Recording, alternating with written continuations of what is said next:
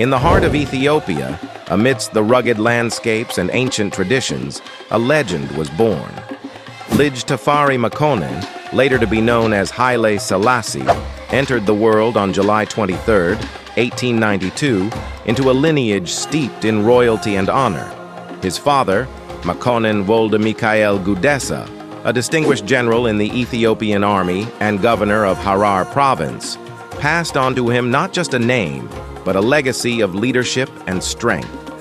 From his earliest days, Tafari displayed a sharp intellect, nurtured under the guidance of French missionaries who recognized his exceptional critical thinking skills. By the age of 13, he had already earned the title of Dejazmach, a sign of his emerging leadership qualities. Tragedy struck when Tafari was just 14, as his father passed away, leaving him to assume the responsibilities of governorship over the provinces of Sindamo and Salali.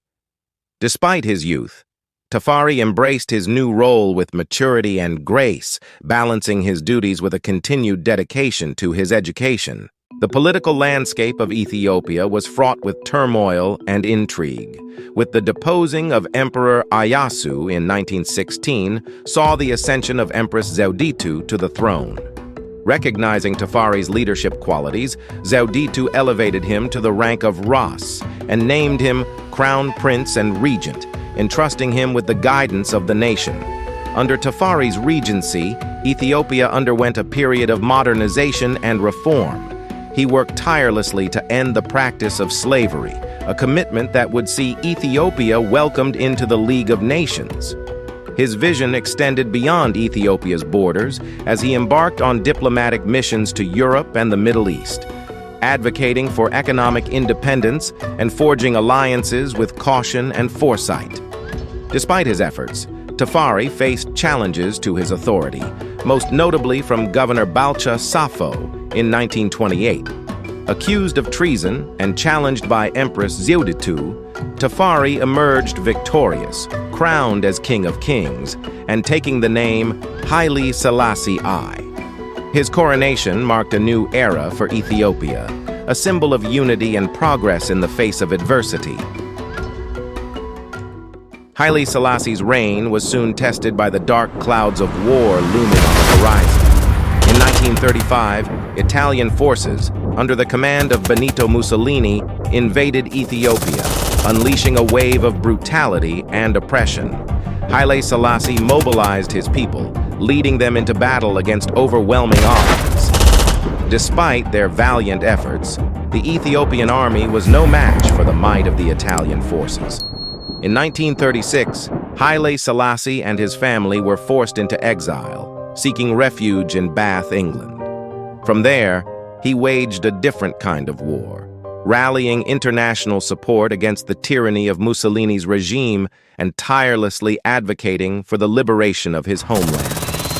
In 1941, the tide of war turned in Ethiopia's favor as British and Ethiopian forces, with the support of the Ethiopian resistance, liberated the country from Italian occupation.